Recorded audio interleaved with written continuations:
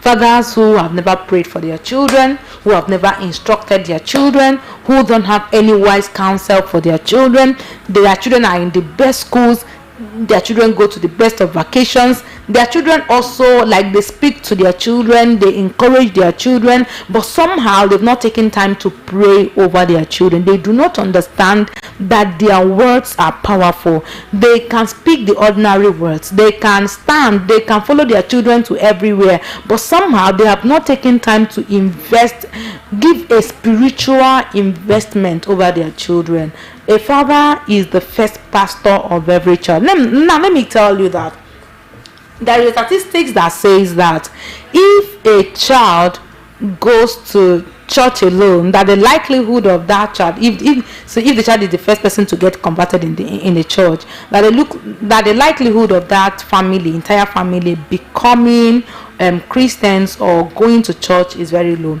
Now, if the mother is the one who goes to church, the likelihood of all the children going to church and remaining in the church is a certain percentage. In fact, I wrote it in my book. Now, if the child or if the father is the one who introduces church, who goes to church with the children, who is involved in spiritual activities, it has the highest likelihood that the children will remain in church.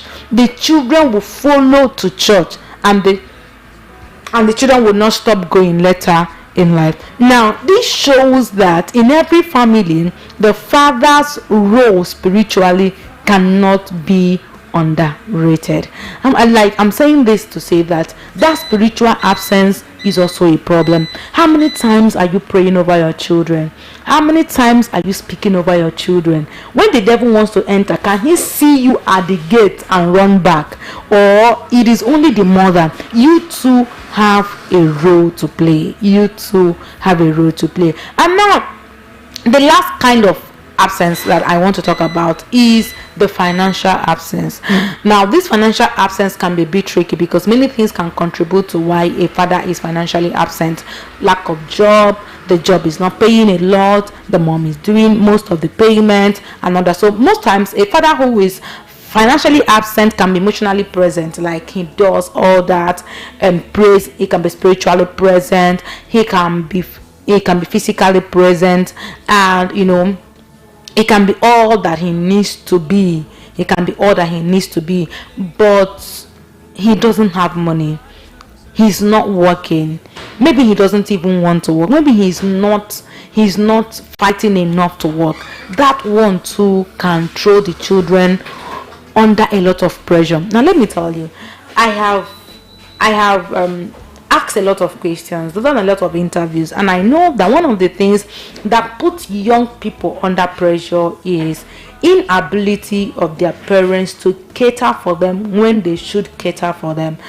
And the end result is that many young people leave home early and lose parental control early.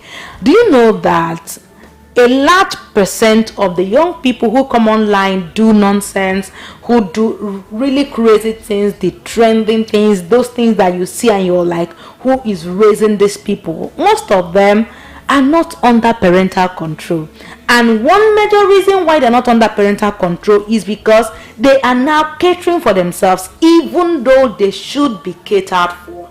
Are you getting it? So you see a child who is 18, 19, 16, 15, because daddy and mommy does not have money, or daddy is not able to support mommy is struggling so much. This child goes into survival mode, comes on TikTok and hears that people can dance naked and make money, starts to dance just to make money.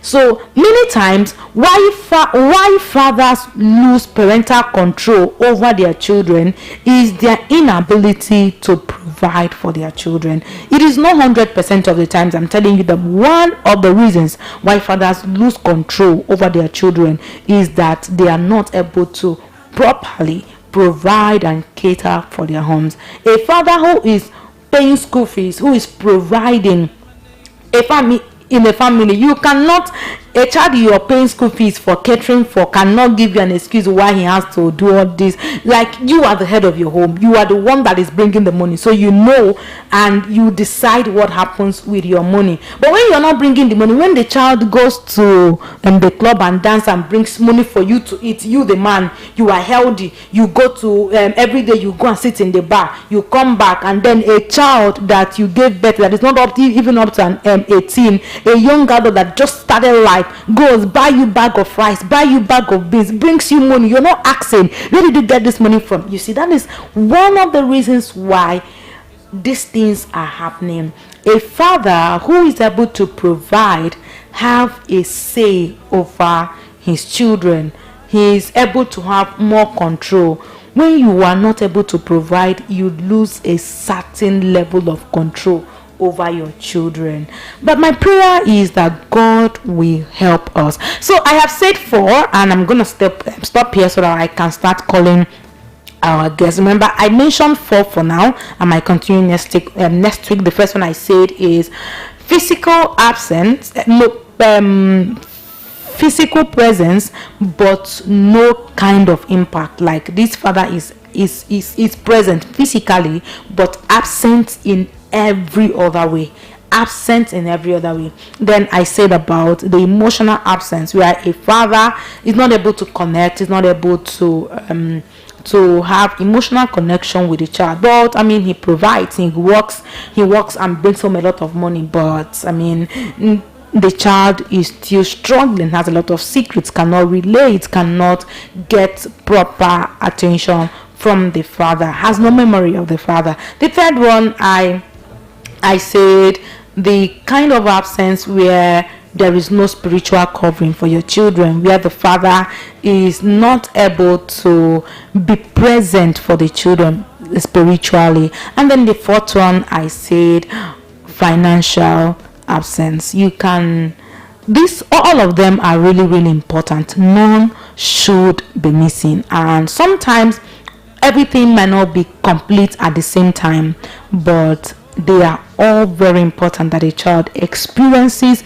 this side of his or her father. And my prayer for us and for everyone listening who is going to watch this thing later on is that in the name of Jesus, that God will help us to choose the right fathers for our children. Number one, that God will strengthen our men to be present when they need to be present, and in every way they need to be present. The Lord will help them, because if God called you a father, if God made you a father, then he has seen you fit to be a father. And do not waste the grace of God over your life. Okay, thank you. I'm just gonna go ahead and call our guest this very moment. Yep. So I'm calling him now. I'm going to be calling him, and his name is Dr. CJ, and Dr. CJ is going to share with us 1 or 2 things that his dad, he's a guy, so this time we are interviewing a guy, so we want to know what are the things that Daddy did for CJ that changed his life, that has marked his life. Yes. Hi CJ, good evening. Hi, can you hear me? Hello.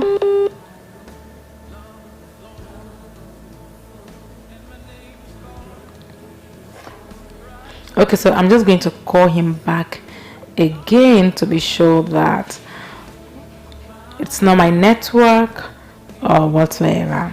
So let me see in the comment section, what do you think? What are your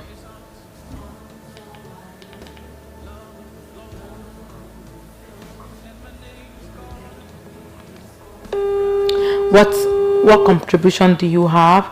Do you have anything to add to what I've said? Do you want to share your experience with us? You want to call us?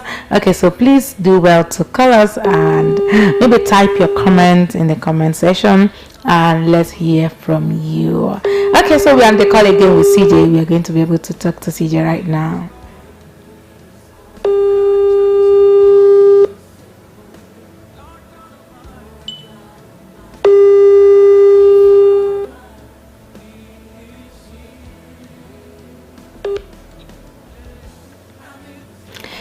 Dr. CJ, how are you?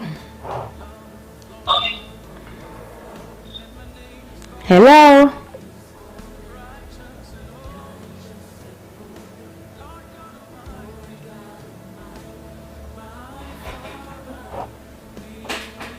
Okay, so I'm just going to give him a little more time. I guess my network is messing up on his own network.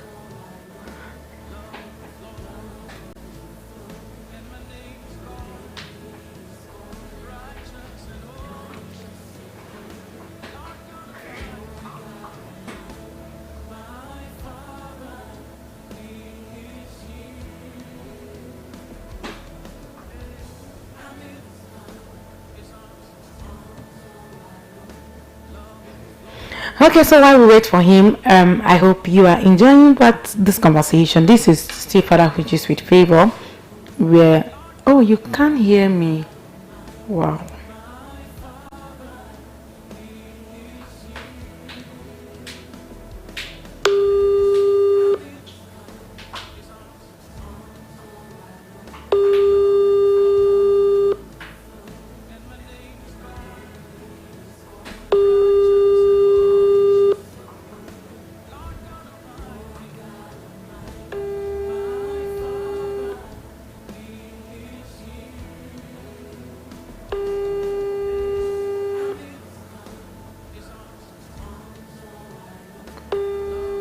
Okay, he said he can't hear me. Let's try again.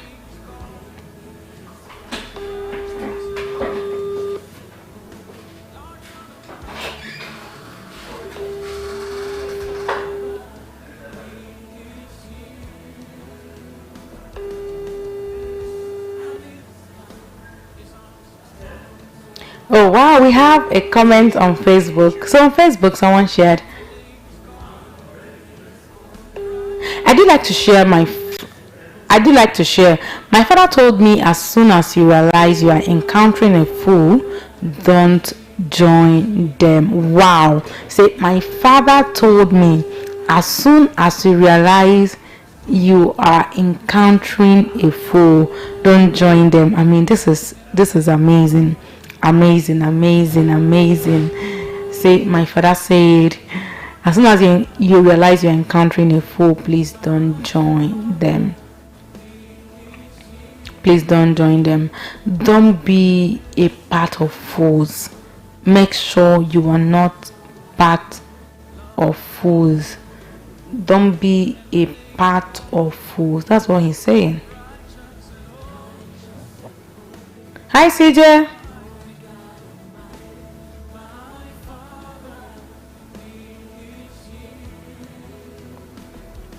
So that's very beautiful. Now you see that the things that really mark our lives with our father's relationship, they're not a lot. They are not really expensive things, high things. They are not things that are very difficult to achieve, or things that are really difficult to get. They are not things that you have to climb 7 mountains to get. There are things that can be as simple as anything. So I remember growing up, that one of the things that I remember my father doing for me, that that has, like, I can't even forget. That's one of the memories of my dad that I hold so dear, is that my father used to iron our school uniform. Our father used to iron our school uniforms, and I remember many times he would iron my school uniform, iron my handkerchief, and put it on the waist of my skirt, and then polish my shoes. My dad liked black shoes, polished black shoes. I can't forget. My father would polish our shoes every Sunday morning, every Monday, Tuesday, Wednesday, Thursday, Friday morning. Line them by the door. I wouldn't forget.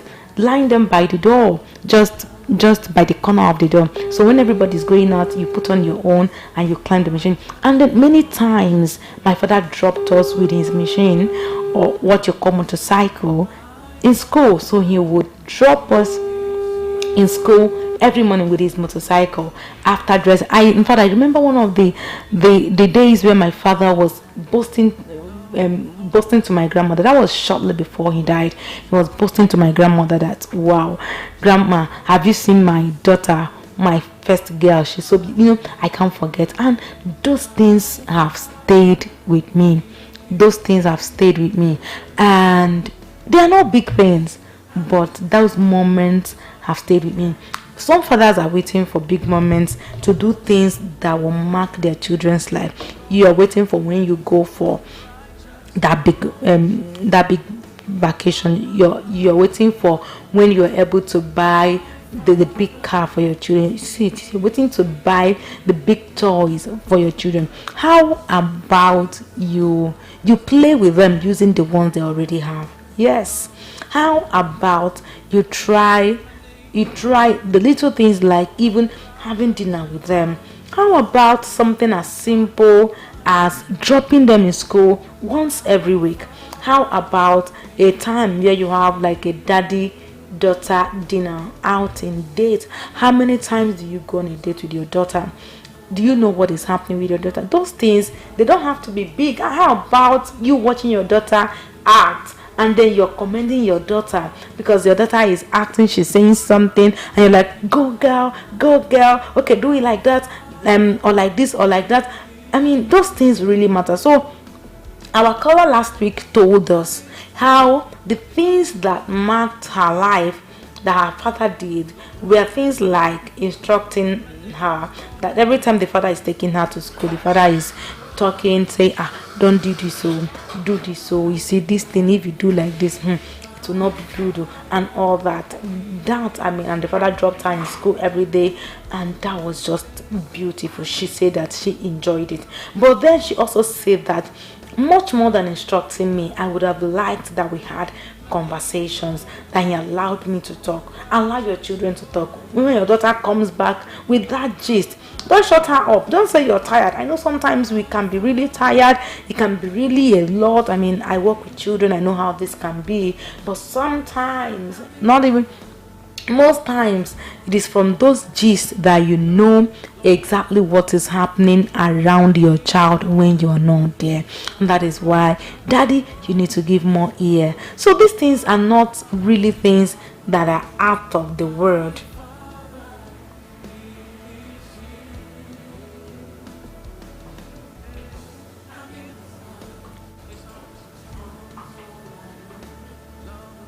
So they are not things that are really out of the world, and they are things that you can do and you can get really beautiful results from. Okay, so let me read again. I want to read another person's experience to us. Let me go look for the comments and read again. Beautiful experiences that you know with your father, and you wonder. So if you're listening to us on radio and you want to call us, please, you can call us on 0703386872. Please send us a message, call us, tell us what your dad did that marked your life. We want to hear from you. We want to be part of that story. We want to know what your dad did that marked your life. So I'm still waiting for stories. And I think I'm going to share one that I have here. So it's a long one, but I'm going to share. So there's this friend that said that one of the things that marked her life was her daddy always coming to check up on her when she was in school. These things are really small things, so it doesn't have to be with having millions. Coming to check up on her while she was in school. So she said that daddy will always come in, say hello in school, how are you doing? I mean, in secondary school, high school going, and it doesn't have to be when they are having the visiting days. That's beautiful. Another person said that one of the things that my daddy did was always wanting me to be involved in debates and wanting to rehearse with me. So you see, these things are not really big things. Just saying, daddy, I'm going to be in a debate tomorrow, and you are free enough for your child to come and debate in your presence, you correct your child and you help your child. Now, are there people who do not have the luxury of time to experience this kind of thing? I can say yes. The mechanic by the wayside, the carpenter who is always busy, the the bricklayer who is not even educated, how can this kind of person support their children? How can they create a beautiful relationship with their children? Like I said, it doesn't have to be on big things. It doesn't have to be with money, and it doesn't have to do with millions. It is something as simple as that the bricklayer, that the carpenter, something as simple as saying that I am going to sacrifice every Tuesday morning and I'm going to take my daughter, my son, my children to school every day. That one does not need you to have money now. Should be at the level of school where you get the money for, now you put your pikin. That one does not need you to have a car. It doesn't need you to have plenty money. It can be something as simple as saying, sabi book, you cannot read the way you want your child to really read, but you can do something as simple as every evening you tell your children a story that you know how to tell them, whether in your language, in your dialect, in your language, in pidgin, howsoever, in whatsoever way you want to tell them. That alone can make a difference. I want to give another example. Something as simple as playing the local games that your children are not aware. Do you know that many children are not aware of the games that we used to play in the 90s? I was born in the early 90s. So let me say that the games we used to play in the mid 90s, in the early 2000s, most children don't know about it. How about you introducing them to them? How about you playing and by telling them the stories of what happened in your childhood? Those things are not money consuming. They don't need you to be educated to do them, and they don't need you to give the whole day. You can just map out 1 hour. I know you're busy. I know you're trying to make money. I know you're trying to make a good life for them, but these things also matter. How about just even calling every day, at the end of every day? As like you don't even need to have money. So once a week you call your children. So how did your week go? What happened? Who is your best friend? Well, so what happened with your best friend? So what did your teacher say? Well, so at least you might not be able to have 100% idea of what is happening in your children's life, because of course you should, but we are saying that when it is not even possible, can these little things come to play? Can you create this? So 1 hour every week, 2 hours every week. Come gist your children, let them gist you. If you don't do these things when they are small, you will not get them when they are already old. And that is one thing that many fathers don't know. Every time we have conversations and we see fathers saying that the children are tilted towards their mothers, a lot of things are happening with the mothers that, the mothers this and all that. That is really painful for some men, but then they want to reap where they did not sow. That's the thing. They want to reap where they did not sow. You cannot have a child. You have never had a relationship with that child. You've never had a good time with that child. From the day the child was born, you have been busy, shouting, making money. And now when the child is now an adult, you want the child to now come and start having emotional bonding with you, start gisting you. How?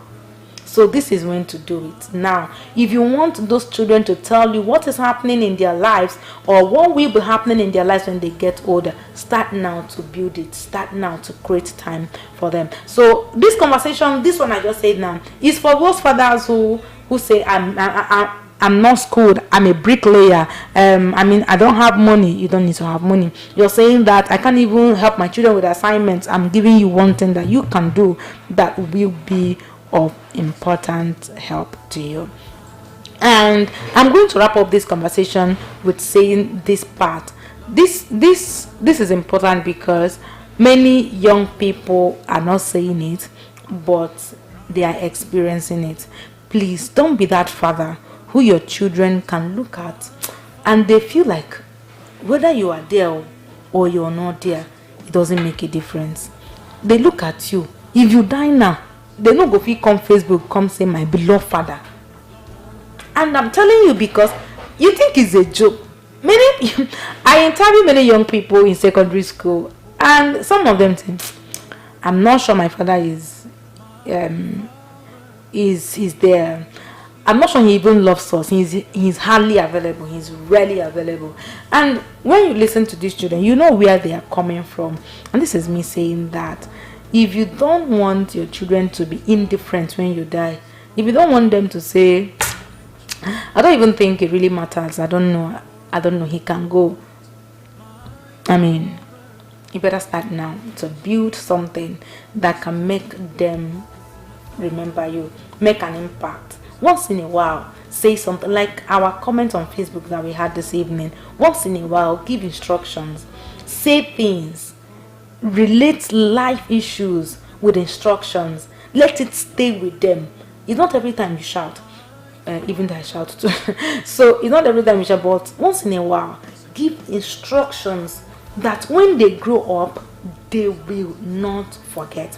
And maybe I should end with this story. A young man shared a story that is touching. He said that the one reason why he cannot steal anybody's money now as an adult, and he cannot be involved in any shady thing, is that years ago when he was a young boy going into, I think, either JS3 or JS2, going into JS3, and he was supposed to register for an exam, he overheard his father while he was trying to sleep. He overheard his father saying, and maybe pacing the room and saying, I will not steal to train my children, I will not steal to send my children to school, I will not steal to send my children to school, I will not steal to send my children to school, I will not steal to send my children to school. And this guy said that that the morning of the next day, the father called and said, see, I'm not able to send you to school because of this and this and this, I can't pay for that exam, but you know what, I want you to learn this skill, and next year you will continue. Now the boy went ahead, learned the skill, and the next year the father was able to register for him, and now he's a big boy. Now he's saying that his father had an option to steal somebody's money, steal from the boss or from their company to register for him, but said he wasn't going to steal. Maybe there were other options the father would have explored if his father was had knowledge of them. But we are saying that the fact that the son heard his father say, I would not steal to pay my children's school fees, marked his life. And this is for us as adults now. What we are, our characters now, we that don't have children yet, you're planning to have children, you're a young person, you have children, your children are watching, they are listening, they are hearing whatever you're saying, and the way you were blaming your father or you were praising your father, they will either blame you, they will either learn from you, they will either praise you, or they will blame you, or they will hate you for the decision, or they will follow after your wrong character and become a shame to you in the future. And my prayer is that God will help us to raise people who are able to take their responsibilities. God will help us to take full responsibility, to lead with wisdom. As women, God will help us to marry right and consider that our children are not that we don't, and then consider that we don't need to make selfish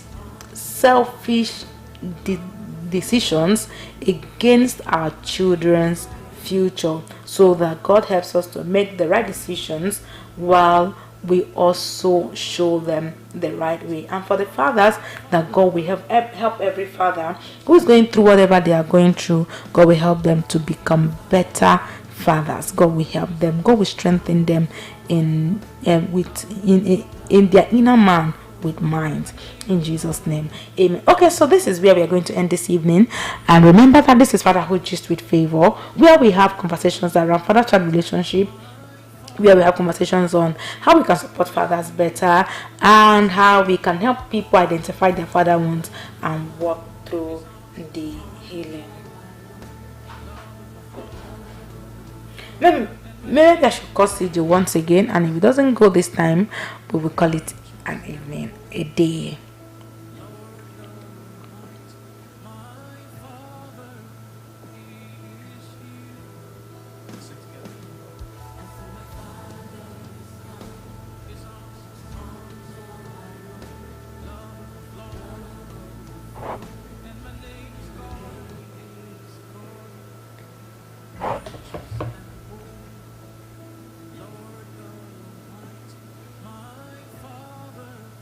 easy.